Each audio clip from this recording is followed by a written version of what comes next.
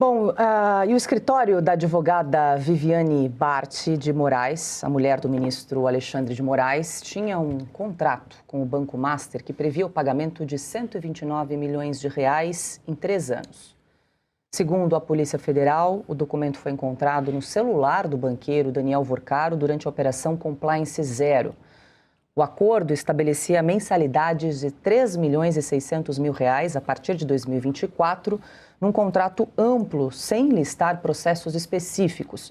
O escritório deveria representar o banco onde fosse necessário. Não há informação sobre quanto foi efetivamente pago, já que o Master entrou em liquidação extrajudicial pelo Banco Central. Mensagens internas mostram que os repasses para o escritório de Viviane eram tratados com prioridade absoluta. A Transparência Internacional Brasil criticou o caso e afirmou que o sistema de justiça brasileiro está virando um grande Gilmar Palusa. Segundo a ONG, a relação entre magistrados e interesses privados precisa de mais transparência e controle.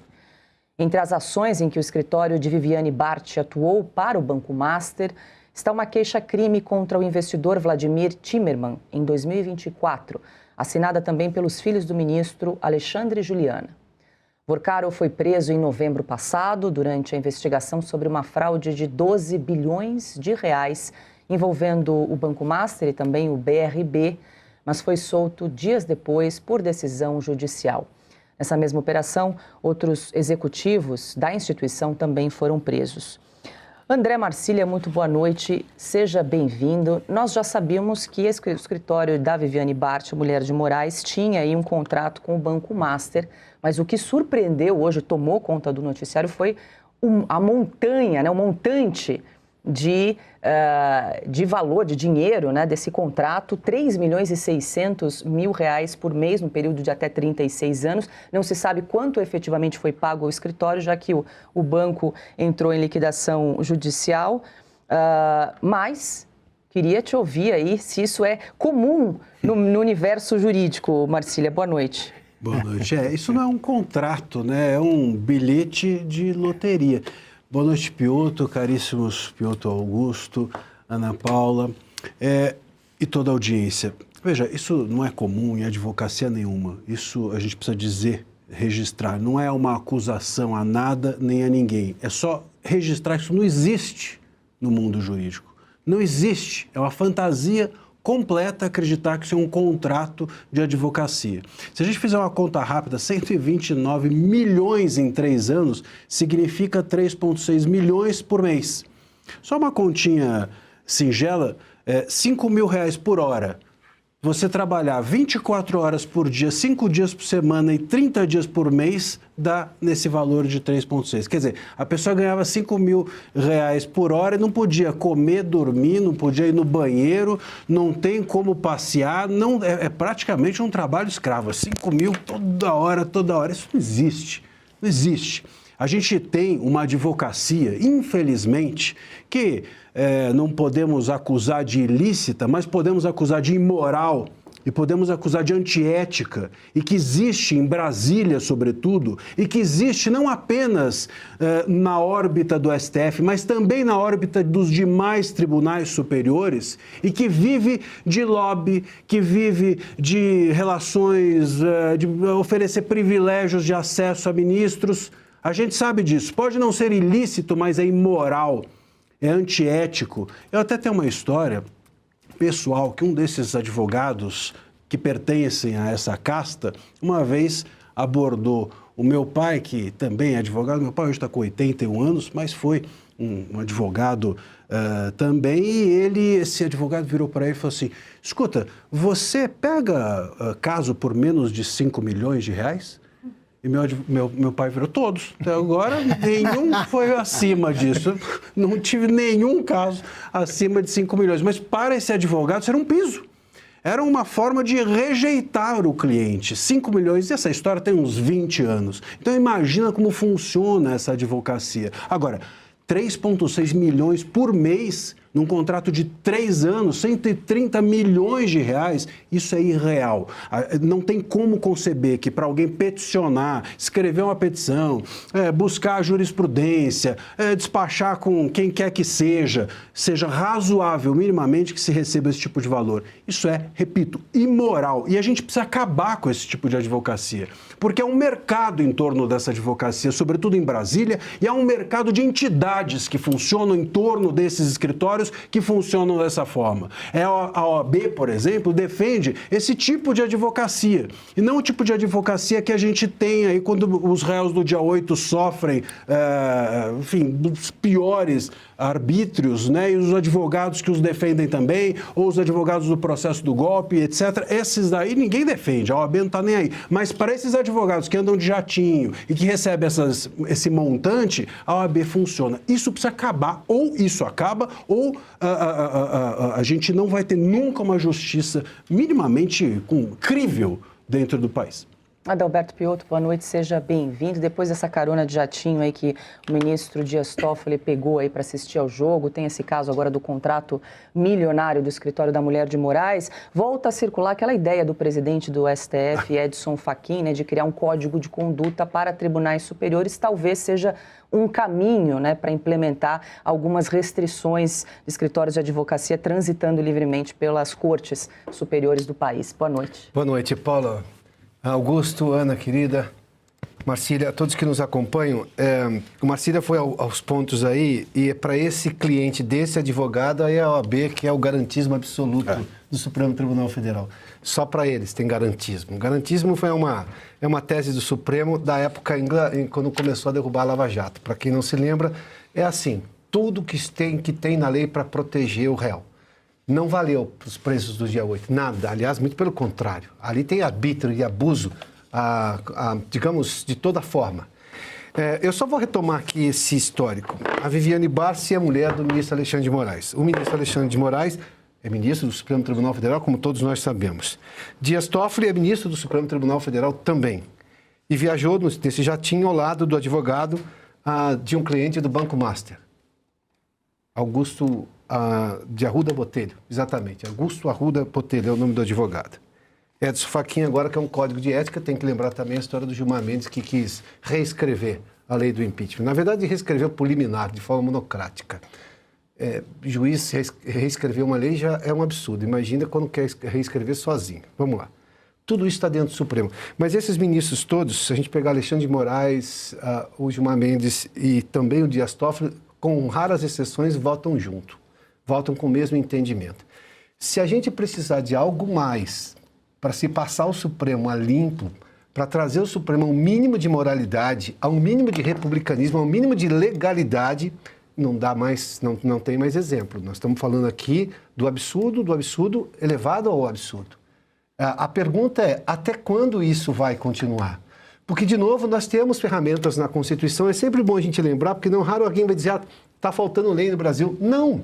Eu tenho no Senado Federal uma ferramenta que pode, obviamente, investigar ministros do Supremo e levá-los ao impedimento. Um processo de impeachment. Basta o Supremo querer. Sim, depende do Alcolumbre, e isso é um problema. Sim, depende de maioria de senadores. Não tanto, porque pelo menos um pedido já teve um regime de urgência aprovado com 41, ou seja, a maioria absoluta para conseguir esse processo avançar. Mas isso não avança. Então não é por falta de lei, é por falta, na verdade, de atitude, de decisão. E muita gente ao redor desses ministros do Supremo e também de alguns senadores não quer fazer nada avançar, porque talvez faça parte desse, digamos, esse ambiente promíscuo da advocacia que expõe esse tipo de coisa. Nenhuma empresa, aliás, a operação chama-se compliance também, nenhuma empresa internacional que atua no Brasil, que contrata escritórios de advocacia aqui no Brasil, que tem compliance, jamais aceitaria pagar esse valor para um escritório aqui no Brasil. Esse compliance dessa empresa, em qualquer lugar do mundo, barraria. Contrata outro, arranja outro. Por que o Banco Master pagou? Bom, acho que as explicações começam, digamos, a se autorreferenciar, né? Ana Paula Henkel, muito boa noite. Seja bem-vinda, Ana. Boa noite. Paula, professor Marcília, Piotto, mestre Augusto, boa noite à nossa querida audiência. Olha, eu acho que os números já falam por si. Agora, diante disso tudo, né, que o professor Marcília trouxe aqui para a gente, dessa desse caminho que é seguido nos bastidores de Brasília há tantos anos, a pergunta que fica é: que chance tem um preso político do 8 de janeiro diante do Supremo? Nenhum. Não tem influência, não tem advogado, não tem milhões. Quando tem um bom advogado que faz pro bono, o advogado é cerceado, não tem acesso aos autos.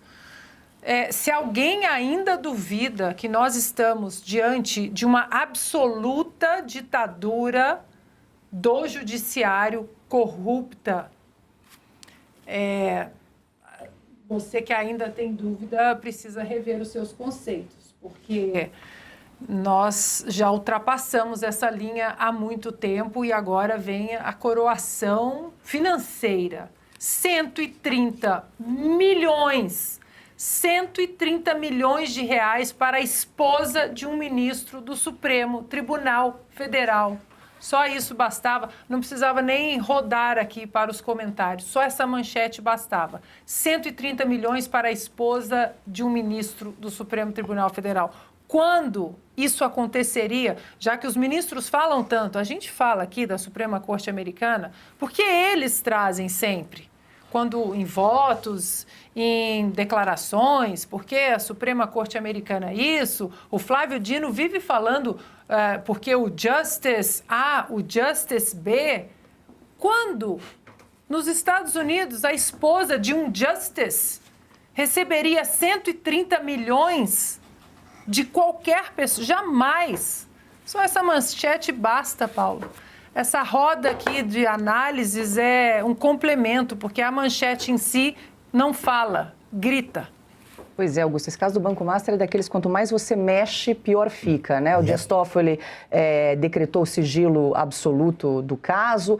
Esse contrato foi encontrado no celular do Daniel Vorcaro, não tinha nem o documento físico, tinha orientação ali para que os pagamentos teriam ali a prioridade absoluta, né, no recebimento dos valores. A gente não sabe efetivamente quanto o escritório recebeu, mas a história toda é estranha. É isso que eu queria perguntar ao Marcília. Esta compra de votos no Supremo, é disso que se trata, é investigada, vai ser investigada, né, nesse caso que está com o Alexandre de Moraes?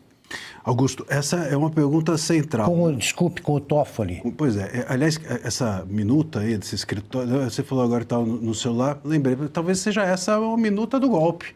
Porque, né? Talvez seja a verdadeira minuta do golpe. A minuta agora, deu um golpe. Ou de um golpe, né? Sem dúvida. E isso, Augusto, é o seguinte, eu estou esperando que esse escritório apareça em público e justifique o porquê que recebia esses valores. Pois é. Porque se não justificar, é necessário que se investigue a fundo o porquê que se recebiam esses valores.